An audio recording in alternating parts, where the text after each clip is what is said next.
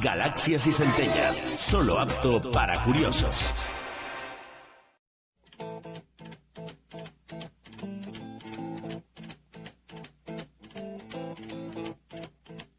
Rumors spreading round United Texas town about the shack outside the game.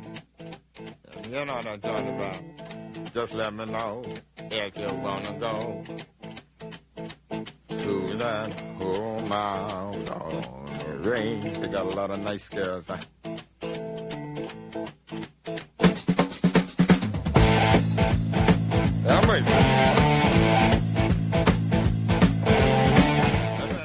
Esta música siempre nos abre la ventana a la historia de la ciencia, siempre nos abre un canal de comunicación directo con la Fundación Canaria Orotava de Historia de la Ciencia. Hoy nos visita Alberto Relancio. Buenas tardes, Alberto. Buenas tardes. Gracias por estar con nosotros para hablar de un temazo de historia de la ciencia, porque es uno de los clásicos de la historia de la ciencia en Canarias, en Tenerife, en España, en fin. El primer centro primatológico del mundo estuvo en Tenerife, en Puerto de la Cruz, y se instaló a principios del siglo XX. Lo primero que me gustaría que nos contaras es por qué se decide instalar en Tenerife y no en Gran Canaria, o en Cádiz, o en Madrid, o en Barcelona, o en Berlín, este primer centro primatológico del mundo. Bueno, hubo tres razones fundamentales. Una de ellas fue la proximidad a Europa, lógicamente, es decir, si los investigadores tenían que venir, por ejemplo, en este caso de Alemania, pues que estuviera relativamente cerca. Estamos hablando de varios días de viaje, pero bueno, sí, relativamente cerca. La otra razón, por supuesto, que tenía que ver con experimentos de primates, de chimpancés fundamentalmente, era que tuvieran un clima lo más parecido al hábitat natural en el que vivían, y que no se congelaran, como luego pasó cuando tuvieron que volver a Alemania, por ejemplo, a Berlín, en un momento determinado, ¿no? Y luego, por supuesto, el por qué exactamente, ¿no? Como tú decías, sí, exactamente la Orotava, bueno, pues casi era una especie de cálculo de climatología, ¿no? De que no bajaran las temperaturas prácticamente durante todo el año. Ellos calculan incluso de 9 grados, 10 grados no bajarían nunca, y entonces tenían una temperatura estable, digamos, ¿no? Y un sitio que una vez que ya se había, vamos a decir, utilizado desde el punto de vista del turismo ese de salud, que ya en el siglo XIX, por ejemplo, y que en este caso venía estupendamente para hacer ese tipo de experimentos. ¿Fue en el año 1913? En 1913, sí. Bueno, sí, realmente esto se fraguó en 1912, ¿no? Fue cosa de un neurofisiólogo que se llamaba Max Rothman, y todo venía de la Academia de Ciencias Prusiana, y entonces, bueno, pues decidió buscar entre los archipiélagos que estuvieran cercanos a África, y el sitio que más conocían y que más tenían de referencia y que visitaron el año 12 para ver si era el sitio adecuado era el Valle de la Orotava. Comenzaron, creo, en la Orotava, luego pronto se mudaron a la Casa Amarilla del Puerto de la Cruz. Sí, eso realmente, una vez que el puerto, que era un poco el puerto de la Orotava, como dicen, que todavía se llamaba, todavía incluso en esa época, el puerto de la Orotava era el sitio más idóneo, en principio, ¿no? Para poder... habían hecho una especie de diseño previo de construir un edificio, algo por el estilo, pero eso no salió adelante, y al final decidieron que lo más fácil era alquilar una casa que hubiera por allí, en la zona de La Paz, en este caso, ¿no? En la zona alta del puerto, y utilizar, digamos, los terrenos que tenía alrededor, ¿no? Para poder, ¿no? Meter allí, digamos, a los chimpancés, y ellos pensaban traer allí a muchos más primates, a gorilas, a orangutanes, aunque eso no se llegó a hacer, ¿no? Pero esa es la idea. Aún en día podemos no visitar, pero ver de lejos esa Casa Amarilla, que está en muy mal estado. Luego hablaremos de los planes de conservación que tiene este centro, para por lo menos tenerlo de referencia, porque estamos hablando de un hito en la psicología. Si buscamos en la historia de la psicología, en cualquier enciclopedia, nos aparece este hito, ¿no? Sí, necesariamente. Yo diría que casi es una especie de prueba que uno puede hacer, no solo en libros de historia de la psicología, sino en un libro de psicología general, ¿no?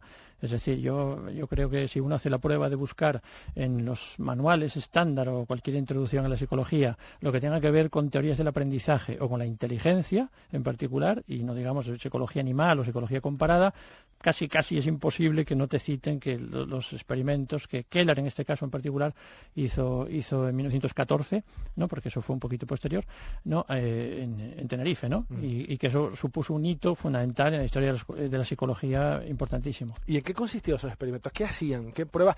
Hay incluso filmaciones en vídeo. Sí. Yo invito a la gente a que lo busque en YouTube, porque los puede encontrar filmaciones espectaculares, muy Sí, esa es una de las cosas que tiene importancia realmente, porque tienes un documento ahí fundamental, ¿no?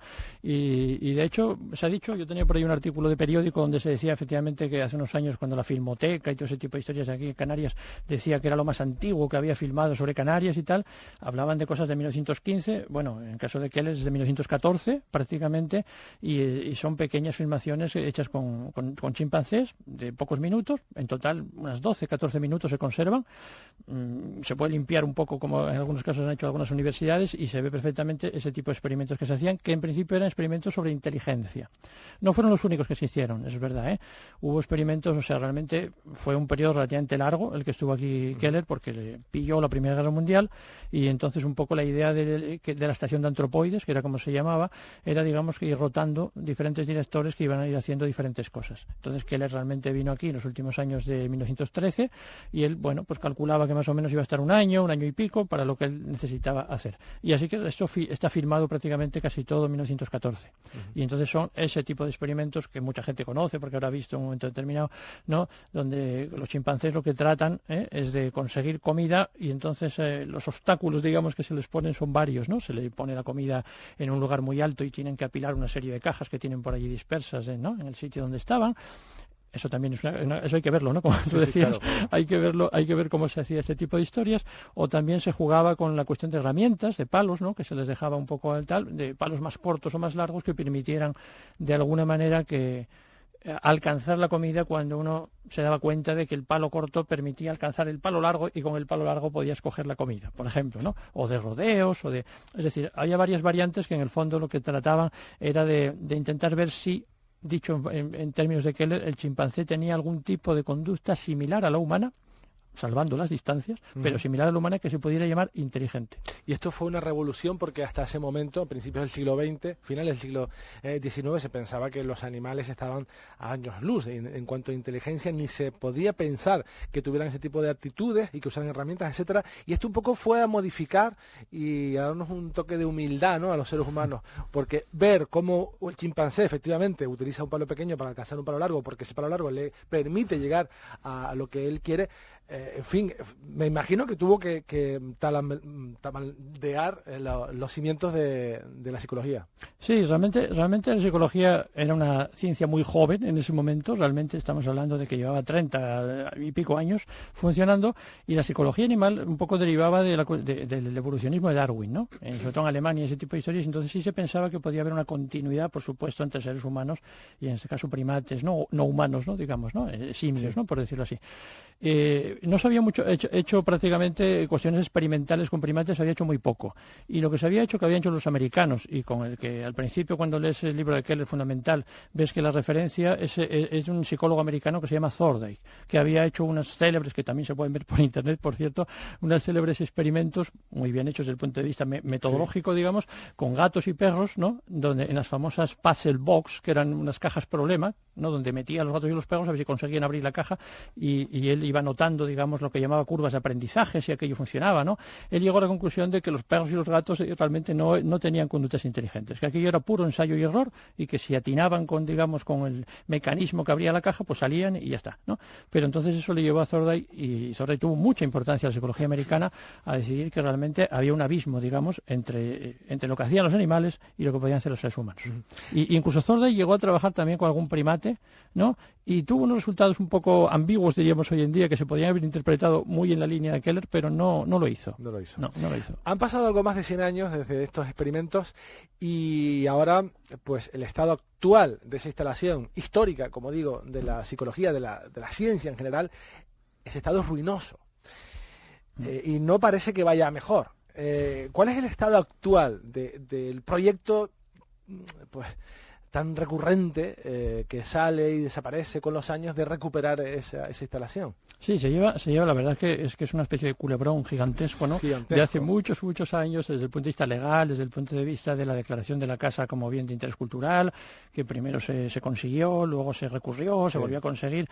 O sea que ya es una cosa muy muy larga, por decir así, y yo no lo he seguido al dedillo, pero bueno, últimamente en prensa que tengo aquí delante, de hace un mes y medio, por el estilo, parece que lo que sí que va a salir adelante, y ya casi está, con ayuda del Cabildo, etcétera, etcétera, y sobre todo respaldado por la Facultad de Psicología, que lleva desde por lo menos del año 2004-2005 intentando sacar esto adelante, es un centro de neurociencias, que se iba a hacer justo al lado de la casa, o un terreno que hay por allí muy cerquita.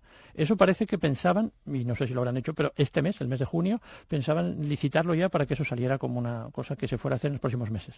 Eso parece que está en marcha, vamos a decir así. Esperemos que no se pare, yo creo. Otra cosa es la casa en sí. Que son proyectos diferentes. Son proyectos diferentes, sí. O sea, eso se pensó hace muchos años. El proyecto de un centro de neurociencias para traer investigadores, becarios, gente que pudiera estar allí, justo pegado a lo que iba a ser un museo. Un museo, lógicamente, de historia, psicología, primatología y demás, que era muy importante en la casa de Keller, y yo he visto los proyectos hace muchos años, y que estaban prácticamente como ahí, ¿no? Digamos, nosotros fuimos ya a alguna charla donde se hablaba, el arquitecto decía cómo se iba a entrar a la casa, los pisos, cómo se iba a hacer la distribución.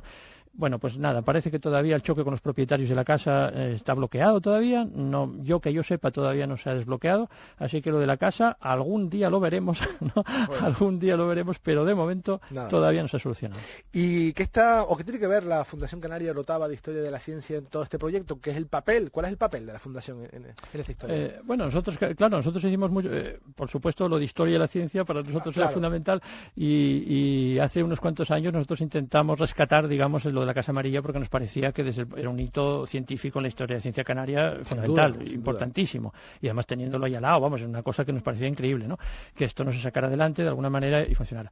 Y yo había presentado un proyecto ya hace bastante tiempo sobre ¿no? Intentar recopilar, investigar un poco qué es lo que había detrás de todo esto, porque hay mucha información, ¿no? Y hay muchas cosas de esa época que merece la pena rescatar, y la idea de hacer una página web, por ejemplo, que aglutinara todo esto. Eso lo teníamos previsto cuando la crisis estalló, digamos así, y esto fue una de estas cosas que se quedó en el tintero, pero que yo creo que sigue mereciendo la pena investigar sobre esto y ver lo que había detrás y todo lo que se montó ahí, digamos, durante unos cuantos años en torno a la Primera Guerra Mundial, y el trabajo realmente que se hizo ahí, que fue tremendo, ¿no? También hay una parahistoria o intrahistoria en esto de la Casa Amarilla, porque fue acusado de espía. Sí. Es para una peli, esto. Sí, no, sí, eso sí. Es verdad que, bueno, en el contexto de esa época, lógicamente, Primera Guerra Mundial, claro, y todo eso, pues lógicamente los ingleses y todo ese tipo de historias, ahí hombre, no hay ninguna prueba real de que fuera un espía. Era alemán y era bastante, ¿no? Por decirlo así, y estaba en una casa, y eso ya lo acusaba de alguna manera de lo que se hacía allí. Pero si uno ve un poco la intrahistoria de lo que él estaba haciendo, y que además él lo cuenta mucho con fechas y demás, ¿no? Los libros, los informes que iba mandando, las polémicas incluso científicas que tenía en la época de la guerra, que yo lo descubrí en un tiempo tal, en el año 17, por ahí, ¿no? Entonces se ve que el tío no estaba metido en ese tipo de cosas, a ver, no sé, que si les daba de comer a los submarinos alemanes, y, bueno, en fin, se dijeron muchas barbaridades que yo creo que no tiene mucho fundamento.